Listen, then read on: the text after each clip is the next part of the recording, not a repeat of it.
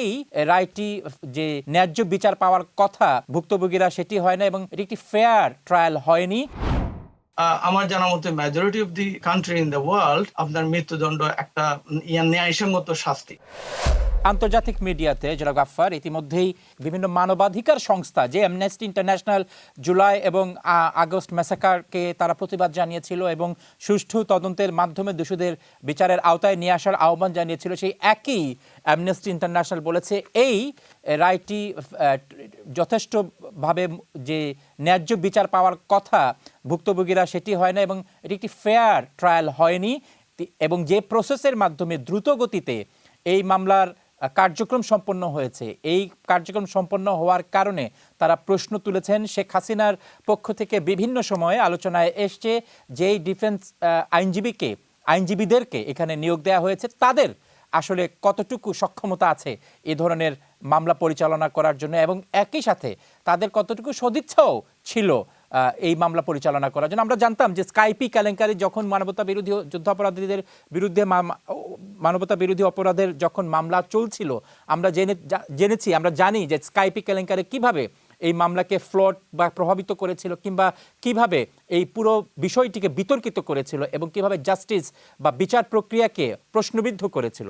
এখন একইভাবে এখনকার যারা ডিফেন্স লয়ার আছেন তাদের সেই সক্ষমতা, সেই সদিচ্ছা ডিফেন্সকে কিংবা শেখ হাসিনা সহ অন্যান্যদেরকে এই মামলায়, এই মানবতা বিরোধী অপরাধের যে মামলা তাদের বিরুদ্ধে করা হয়েছে সেই মামলা পরিচালনা করার মতো আসলে সেই যোগ্যতা, আমি যদি প্রশ্ন করি, সেই যোগ্যতা এবং সদিচ্ছা তাদের ছিল কিনা, আপনার কাছে কি মনে হয়?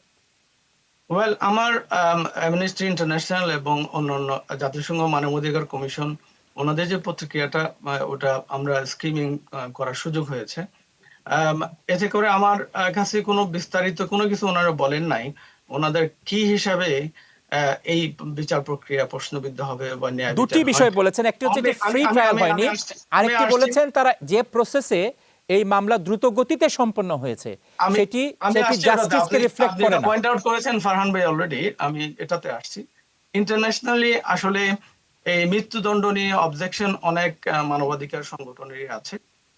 হাউএভার বাস্তবতা হচ্ছে ইউরোপের বিভিন্ন দেশে, আমেরিকার বিভিন্ন স্টেটে এবং আমার জানা মতে majority of the country in the world আপনার মৃত্যুদণ্ড একটা ন্যায়সঙ্গত শাস্তি। এটা আপনি মানবাধিকার সংগঠনের যতই অপছন্দের হোক না কেন, ওনারা হয়তো একটা ডিফারেন্ট লেভেল অফ স্ট্যান্ডার্ড ওনারা এক্সপেক্ট করছেন বা এস্টাবলিশ করতে চাচ্ছেন, সংজ্ঞায়িত করতে চাচ্ছেন, যেটা হয়তো আন্তর্জাতিক ভাবে এখনো স্বীকৃত ফুললি না। বিকজ আমরা যদি আন্তর্জাতিক ভাবে স্বীকৃত ধরতে চাই তাহলে সেটা জাতিসংঘের স্ট্যান্ডার্ড ধরতে হবে।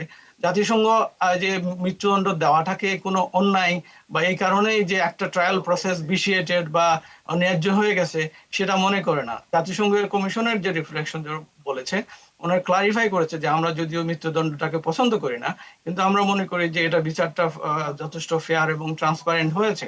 আবার যেটা আপনার যে দ্রুত বিচারের বিষয়ে যেটা বলছেন, এই বিচারটা হয়েছে প্রায় 1.5 বছরের মতো, 1.5 বছরের উপরে হয়েছে। ইনভেস্টিগেশন এবং ট্রায়াল এটা এত এক্সটেন্সিভলি, এরকম একটা স্পেশাল ক্রাইমের ক্ষেত্রে এটা কিন্তু ইন্টারন্যাশনাল স্ট্যান্ডার্ডের থেকে বেশি সময় নিয়ে এটা হয়েছে।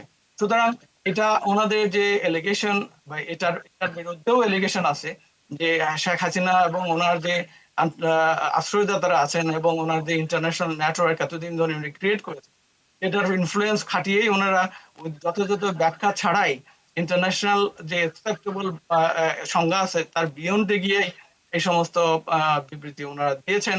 যদিও এটা খুব বেশি ক্লিয়ার না, আমাদের সেটা অ্যাম্বিগুয়াস, এবং কিভাবে তারা এটা দীর্ঘায়িত হয়েছে এতদিন যাওয়ার পরেও 1.5 বছরের ধরে একটা বিচার প্রক্রিয়া চললে সেটা কিভাবে এটা তাড়াহুড়া হয় এটা আমাদের বক্তব্য না, এটা আসলে বাস্তবতার সাথে সাংঘর্ষিক। এবং মৃত্যুদণ্ড দেওয়া হয়েছে এই কারণেই একটা বিচার প্রক্রিয়া সম্পূর্ণ হয়ে অন্যায্য হয়ে গেছে, এই যুক্তিও আসলে ধর্তব্য বা রিজনেবল না।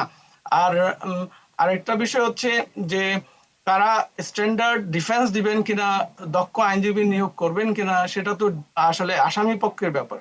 ওনাদের কাছে এটা সম্পূর্ণ ওপেন ছিল, উনি তো চাইলে এখানে ডিফেন্স দিতে পারতেন। যেমনি ভাবে ওনার সময় যে ট্রায়াল গুলো হয়েছে এখানে আসামিরা ইন্টারন্যাশনাল স্ট্যান্ডার্ডের ডিফেন্স ওনারা করতে চেয়েছেন, ইউকের যে ল ফার্ম আছে ওনারা ব্যারিস্টার ফার্ম গুলোকে এঙ্গেজ করতে চেয়েছেন, ওনাদেরকে অনুমতি দেওয়া হয় নাই। ডিফেন্স বাংলাদেশে যারা ওনারা অ্যাপয়েন্ট করেছিলেন বাংলাদেশের ওনাদের দৃষ্টিতে যে সেরা ডিফেন্স মনে হয়েছে তাদেরকে ওনারা এঙ্গেজ করেছেন এবং দিন রাত ওনারা কাজ করে ওই ট্রাইব্যুনালের যে স্কাইপ কালামকারী বলেন বা সাক্ষীদের জন্য সেফ হাউস করা বলেন, সেই বিষয়গুলো যে লুপহোল গুলা ওনারা যে ফার্স্ট একটা ট্রায়াল ওনারা করেছিলেন ওই সময়ে, সেটাকে তো ওনারা এক্সপোজ করেছেন। তো এই আসামিদের ক্ষেত্রেও তো ওনাদের সেই সম্পূর্ণ অধিকার ছিল এবং সুযোগ ছিল, ওনারা এই সুযোগটা নেন নাই। আমার দৃষ্টিতে এটা মনে করি যে ওনাদের যে অপরাধটার যে সাক্ষীর সাক্ষ্য এভিডেন্সের যে ক্রেডিবিলিটি এন্ড ডেপথটা এত বেশি ছিল, ওখানে তারা স্ট্যান্ড করার মতো সাহস নাই, যে সেই জন্য ওনারা নেন নাই।